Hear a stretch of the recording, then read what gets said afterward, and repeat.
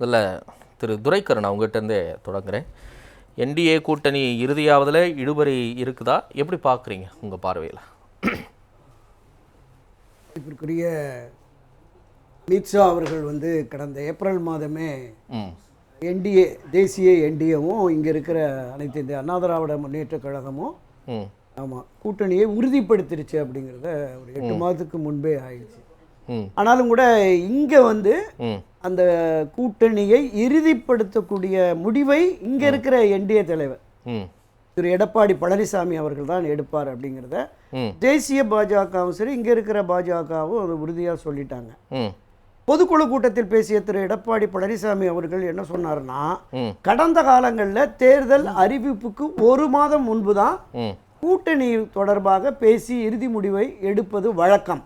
So அந்த அடிப்படையில் இந்த இறுதி முடிவை நாங்கள் எடுப்போம் அப்படின்னு சொல்லிட்டார்.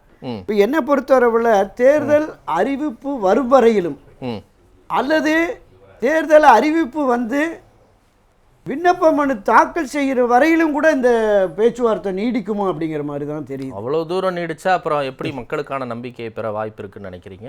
அதாவது கள யதார்த்தம் என்பது இதுவரையிலும் இல்லாத அளவிற்கு நம்ம இந்த சுதந்திரத்திற்கு பிறகான 52 57 தேர்தல் இருந்து பார்த்தோம்னா இதுவரையிலும் இல்லாத அளவிற்கு இந்த 2026 தேர்தலினுடைய அந்த அறிகுறி இருக்கு. உதாரணத்துக்கு அன்றைய எதிர்க்கட்சி தலைவர் இன்றைய முதலமைச்சர் திரு மு.க. ஸ்டாலின் 7வது முறையாகும் திராவிட முன்னேற்ற கழகத்தை ஆட்சியில் அமைக்கணும் அப்படின்னு தேர்தல் முடிந்து நாடாளுமன்ற தேர்தல் முடிந்து 1 வாரத்திலேயே 200+ அதை நோக்கி பயணிங்க அப்படின்ட்டார். இந்த 8 மாதமா களப்பணியில இருக்கிறாங்க. அவர்களோடு அணி சேர்ந்து இருக்கிற அந்த கட்சிகள் எதுவும் வெளியில வர்ற மாதிரி இல்லை. பிரச்சனைகள் இருக்கும், பிரிவுகள் இருக்காது அப்படிங்கிற மாதிரி தான்.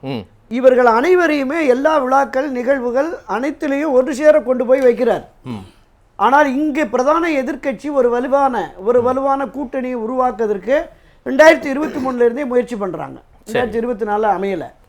அப்ப இப்போ நீங்க குறிப்பிட்டது மாதிரி மாதங்கள் கடந்து போக போக ஒரு நம்பிக்கையற்ற தன்மை. நீங்க பொதுவெளிகளில் மக்கள் மத்தியில் திமுக ஆட்சியை வீழ்த்துவதற்குரிய வலிமையும் வலுவான கூட்டணியும் இந்த பிரதான எதிர்க்கட்சியில் இருக்கிறது என்கிற கருத்தாக்கம் இந்த வாக்களிக்கிற மக்களுக்கு வேணும். ஆட்சி மாற்றத்தை இவர்கள் நிச்சயமற்ற தன்மைன்னு சொல்றீங்க. திரு எடப்பாடி பழனிசாமி திரும்ப சொல்றாரு, அதிமுகவுக்கு தனித்து நின்று வெற்றி பெற்ற வரலாறும் இருக்கு, அதையும் நம்ம ஞாபகத்தில் வச்சுக்கணும் அப்படின்னு. அவர் அந்த கான்ஃபிடென்ட்லையும் பேசுறதையும் நம்ம பார்த்துட்டு தானே இருக்கோம். நிச்சயமாக 2016ஆம் ஆண்டு சட்டப்பேரவை தேர்தலில் மரியாதைக்குரிய சகோதரர் தனியரசு, தபிமுன் அன்சாரி, நம்ம கருணாஸ் எல்லோருமே 234 தொகுதிகளிலும் இரட்டை இலையை களம் இறக்கி 134 இடங்களில் வெற்றி பெற்று மீண்டும் ஆட்சி அதிகாரத்திற்கு வந்தார். இதுவரையிலும் தமிழக தேர்தல் அரசியல் வரலாற்றில் இல்லாத அளவு. அதற்கு முந்தைய 2014 அப்படி தனித்து நின்று ஒரு மாநில கட்சி இந்த நாடாளுமன்ற தேர்தலில் 37 இடங்களில் தனித்து வெற்றி பெறுவது என்பது ஒரு பெரிய வரலாற்று சாதனை. அப்போ நம்ம 2016 தேர்தலை பார்ப்போம். 134 வெற்றி பெற்றாலும் 100 இடங்களில் அதிமுக இரட்டையில தோற்று இருக்கிறது. சரி, ஒரு பிரபலமான மிகுந்த ஆளுமை மிக்க மக்கள் செல்வாக்கு மிக்க 100% தொண்டர்களின் ஆதரவு பெற்ற செல்வி ஜெயலலிதாவுக்கு அந்த நிலை. இன்றைக்கு அந்த 100% ஆதரவோ ஒரு மிகச்சிறந்த ஆளுமையோ மக்களின் அபரிமித செல்வாக்கோ அவருக்கு இருக்கிறது, திரு எடப்பாடியாருக்கு இருக்கிறது அப்படிங்கிறத நம்ம சரியாக ஏற்றுக்கொள்ள முடியவில்லை. புதுவெளிகளில் அந்த தாக்கம் என்பது இன்னும் வரல. இப்ப ஏன் வரலங்கிற ஒரு விஷயத்துக்கு வரீங்க. பொதுக்குழுவில் பேசும்போது கூட அவர் ரொம்ப கான்ஃபிடென்ட்டாக பேசுகிறாரு. 210 நிறைய பேர் இப்போ இந்த மாதிரி அவரும் சொல்கிறாரு, அங்கே பேசின சில முன்னாள் அமைச்சர்களும் சொல்கிறாங்க. இந்த மாதிரி விவாத மேடைகளில் உட்காந்து பத்திரிகையாளர்கள் இன்னும் பலர் அதிமுக பலவீனமாக இருக்குங்கிற ஒரு கருத்துருவாக்கத்தை திரும்ப பண்ணிக்கிட்டே இருக்கிறாங்க. பத்திரிகையாளர்கள், அரசியல் விமர்சகர்கள், வலதுசாரிகள், மற்றவர்கள் கருத்து என்பது பொதுவெளிகளில் மக்கள் மத்தியில் இருக்கிற அந்த கருத்தாக்கத்தின் அடிப்படையில் தான். நாம இங்க இருக்கிற கள நிலவரங்களை நமக்கு அரசியல்வாதிகளையும் சரி பத்திரிகை உலகத்திலையும் சரி என்ன கள யதார்த்தம் என்பதை முற்றும் முழுவதுமாக அறிந்துதான் அந்த கருத்தை சொல்றோம். ஏற்கனவே ஒரு வலிமை மிக்க இயக்கமாக இருந்த அண்ணா திராவிட முன்னேற்ற கழகம் புரட்சி தலைவர் எம்ஜிஆர் செல்வி ஜெயலலிதா காலத்தில் இருந்த நான் சொன்னேன்ல அந்த ஆகப்பெரிய கட்சி என்கிற நிலை தமிழகத்தினுடைய திராவிட முன்னேற்ற கழகத்தை விடவும் தொண்டர் பலத்தில் நிர்வாகிகள் பலத்தில் கட்டமைப்பில் நம்பர் 1 அதிமுக தான். நீங்க 2024 தேர்தல் ரிசல்ட்டுக்கு பிறகு அந்த நம்பர் 1 என்கிற இடம் இல்லையே, இதிலிருந்து நாம் நழுவி விட்டோமோ அப்படிங்கிற பார்வை அதிமுக காலமெல்லாம் இரட்டலைக்கு வாக்களித்தவர்களுக்கு ஏற்பட்டதன் விளைவுதான் 1 கோடிக்கு மேற்பட்ட வாக்காளர்கள் வாக்குச்சாவடிக்கே போகல. ஒரு தலைமை எடுக்கிற முடிவு, ஒரு தலைமை வகுக்கிற வியூகம் சரியில்லை என்றால் அந்த தலைமைக்கு பாடம் புகட்ட வேண்டும் என்கிற எண்ணமும் உணர்வும் அதிமுக பயணிக்கிற தொண்டனுக்கு வந்துடும். உதாரணம் 1996 மரியாதைக்குரிய செல்வி ஜெயலலிதா, நான் தொடக்கத்தை சொன்னேன், மிகப்பெரிய ஆளுமை, 100% தொண்டர்கள் செல்வாக்கு, அவர்களே தோற்கடிக்கப்பட்டார்கள். அப்ப அந்த அணுகுமுறை 91-96 காலகட்ட அணுகுமுறை, தேர்தலில் அவர் கடைபிடித்த அந்த விதம் என்பது தொண்டர்கள் மத்தியில காலமெல்லாம் இரட்டைலைக்கு வாக்களித்த அந்த தொண்டனே கட்சியின் தலைமையை தோற்கடித்த வரலாறு இங்க இருக்கு. எனவேதான் இந்த பலகீனமான நிலையிலிருந்து மாறி மீண்டும் ஒன்றுபட்ட வலிமை மிக்க, நான் பல பதிவுகளில் தொடர்ந்து சொல்லிட்டு இருக்கேன், நீங்க 0.5% 1% இருக்கிற கட்சி என்டிஏல இருக்கிறதெல்லாம் நீங்க போய் பேசி கொண்டு வர்றதை விட ஒரு 8-9% திரு ஓபிஎஸ், திருமதி சசிகலா, டிடி தினகரன் என்று ஒரு 8-9% வாக்குகள் இருக்குல்ல, அதை நீங்க கொண்டு வந்தாலே போதுமே அப்படிங்கிற பார்வை இருக்குல்ல. சரி, இதுக்கு எடப்பாடி பழனிசாமி தான் முட்டுக்கட்டையா இருக்காருன்னு நினைக்கிறீங்க? நிச்சயமா. சரி, நான் இப்படி கூட கேட்கிறேன், ஓபிஎஸ் டிடிவி வர்றதுக்காவது இவர் முட்டுக்கட்டையா இருக்கிறாருன்னு கூட ஒரு பேச்சுக்கு வச்சுக்கிட்டாலும் பாமகவும் தேமுதிகவும் வர்றதுல யார் முட்டுக்கட்டையா இருக்கா? எடப்பாடி பழனிசாமி முட்டுக்கட்டையா இருக்காரு? இல்ல. அப்ப அங்க வேற ஏதோ ஒரு ரீசன் இருக்கு அப்படின்னு உங்களால புரிஞ்சுக்க முடியுதா இல்லையா? 100%. என்ன ரீசனா இருக்கும்? இல்ல பாட்டாளி மக்கள் கட்சியில இப்ப அப்பா கட்சி பையன் கட்சின்னு ரொம்ப எக்ஸ்ட்ரீமா போயிடுச்சு. ஏதோ ஒரு கட்சியா யாரோடுங்கிறது தெரியல, யாரோடு கூட பயணிச்ச தேமுதிக என்ன சொல்லுது, நம்பிக்கை துரோகம்னு ஒரு இடத்துல கூட அவங்க காட்டமா பேசுறாங்க ராஜ்யசபா சீட்டை ஒட்டி. அப்ப அதே மாதிரி தேமுதிகவும் பாட்டாளி மக்கள் கட்சியும் வராததற்கு காரணமும் எடப்பாடி பழனிசாமி தானா இல்ல வேற ஏதாவது இருக்கான்னு கேட்கிறேன். என்டிஏவுக்கு இங்க யார் தலைமை? எடப்பாடி பழனிசாமி தான். அவர் தான் இந்த முயற்சி எடுக்கணும். ஏன் நீங்க வந்து என்டிஏ அவரை போய் பேசணும்? திரு ராமதாஸ் அவர்களையோ திரு அன்புமணி அவர்களையோ தேமுதிக தரப்புல விஜயகாந்தையோ அவங்க மீடியேட்டர் கூட வச்சு கூட பேசலாம்ல. அப்ப கூட்டணியில் இணைவதற்கு தயாராக இருப்பவர்களோடு நிச்சயமா பேசணும்.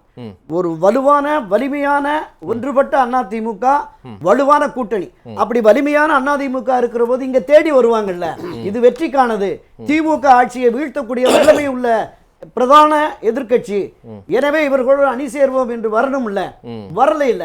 அப்ப ஏதோ ஒரு நெருடல், ஒரு சிக்கல் இருக்கிறது. சிக்கலை தீர்ப்பதற்கு திரு எடப்பாடி பழனிசாமி முன்வர வேண்டும் என்பதா என்னுடைய பார்வை, கருத்து. இல்ல, கட்சியின் நிறுவன தலைவர் புரட்சி தலைவர் எம்ஜிஆர் இந்த கட்சியை 35-36 ஆண்டுகளாக கட்டி காப்பாற்றிய செல்வி ஜெயலலிதா, இந்த 2 பேரும் ஆளுமை மிக்க தலைவர்கள் தங்களுக்கு எதிரான நிலைப்பாடு கொண்ட அத்தனை பேரையும் அரவணைத்து கட்சி முக்கியம், கட்சியின் எதிர்காலம் முக்கியம், கட்சியின் வெற்றி முக்கியம் என்று செயல்பட்டார்களே, அந்த இருவரும் தலைவர்கள் வழியில் திரு எடப்பாடி பழனிசாமியும் செயல்பட்டு கட்சியை வெற்றி பாதைக்கு அழைத்து செல்ல வேண்டும் என்பதுதான் கிட்டத்தட்ட 1.5 கோடிக்கு மேற்பட்ட. சரிங்க, எல்லாரும் ஒண்ணு சேர்த்தா யார் தலைவரா இருக்கணும்? இத பேசி முடிவு பண்ணிட்டுங்க. நீங்க எடப்பாடி தலைவர்னு சொல்ல முடியல. ரைட், நான் இப்ப என்ன கேக்குறேன், ஒண்ணு இல்ல, வர எம்ஜிஆர் பேசி கருத்தை பதிவு பண்ணி நான் சொல்லிறேன். இப்ப இருங்க, நீங்க சில உதாரணங்கள் சொல்றீங்கல்ல, ஒரு ஓட்டு 6 ஓட்டா பிரிக்க சொல்லி புரட்சி தலைவர் சொன்னாரா சார்? எம்ஜிஆர் ஒரு நிமிஷம் இருங்க. எம்ஜிஆர் எஸ்டிஎஸ் வீட்டுக்கு போய் பார்த்து கூப்பிட்டு சேர்த்துக்கிட்டாருன்னு சொன்னீங்க. அப்ப எம்ஜிஆர் தலைவரா எஸ்டிஎஸ் தலைவராங்கிற விவாதம் உங்களை மாதிரி அப்ப எழல. செல்வி ஜெயலலிதாவும் அதே மாதிரிதான், ஆர்எம்பியில இருந்து பிரிஞ்சு போன எல்லாரையும் உள்ள அழைச்சு கொண்டு அவங்களுக்கு ஒரு பொறுப்பு கொடுத்தாங்க. அப்ப இவங்க தலைவராங்கிற பேச்சு வரல. ஆனா இன்னைக்கு எல்லாரும் ஒருங்கிணைன்னு சேரும் போது எடப்பாடி தான் தலைவர் அப்படின்னு உங்ககிட்ட இருந்து வார்த்தை வரல, பாத்தீங்களா? அப்ப அந்த இடத்துல அவங்க சொல்றது நியாயம், அவங்க அச்சப்படுறது நியாயம்னு ஏன் ஏத்துக்க முடியாது? இதுக்கு என்ன தெளிவான காரணம் சொல்லுங்க. ஒரு உண்மையை சொல்றேன், சொல்லுங்க. இந்த 6 பேர் சென்று சந்திச்சாங்கல்ல திரு எடப்பாடி பழனிசாமி, சொல்லிடுறேன். அப்ப கட்சியின் பொதுச் செயலாளராக நீங்களே இருங்கள், கட்சியின் முதலமைச்சர் வேட்பாளராக உங்களையே அறிவிக்கலாம், நீங்கள் விலக்கி வைக்கப்பட்டவர்கள், விலகிச் சென்றவர்கள் எல்லோரும் வந்தால்தான் நம்ம தலைவர்கள் இருவரும் தலைவர் வழியில ஆட்சி அதிகாரத்துக்கு வர முடியும் என்று ஒரு அறிக்கை கொடுங்கள். இந்த அறிக்கையை எடுத்து நாங்கள் 6 பேரும் போய் திரு ஓபிஎஸ்ஸையும் திருமதி சசிகலாவையும் சந்தித்து இந்த நிலைப்பாட்டுக்கு நாங்கள் கொண்டு வருகிறோம் என்று சொன்ன பொழுது மரியாதைக்குரிய திரு எடப்பாடி பழனிசாமி அவர்கள், ஏங்க அவங்க வந்தா சரியா இருக்காது, வேண்டாங்கிற திருப்பி நீங்க இதையே சொல்றீங்க, அவங்க தான் ஜெயிக்க முடியும்னா நீங்க கூட அங்க போகலன்னு சொல்லிட்டார். ஒரு தலைமை பண்பா, ஒரு அரசியல் பேசி பார்த்தேன், இந்த மாதிரி எல்லாம் பேசவே இல்லை.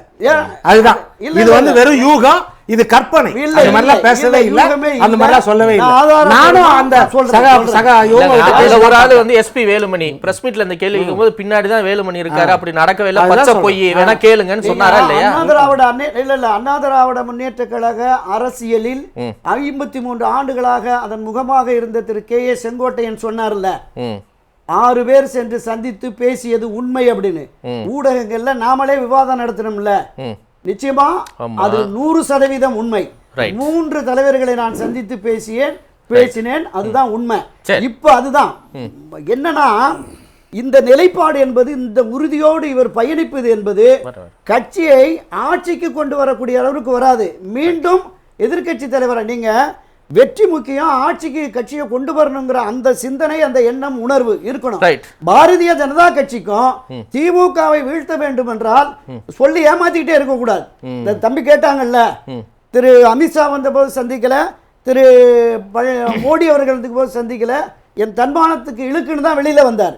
இவர்கள் ஏமாற்றுகிறார்கள் என்று இப்போது தென் மாவட்டங்கள்ல ஒரு வலுவான வாக்கு வங்கி இருக்கிறது என்ற தகவல் திரு அமித்ஷா போன உடனே கூப்பிட்டு பேசுறார். ஏன் அவங்களை கூப்பிட்டு பேசுறீங்கன்னு திரு எடப்பாடி கேள்வி கேட்கலையே.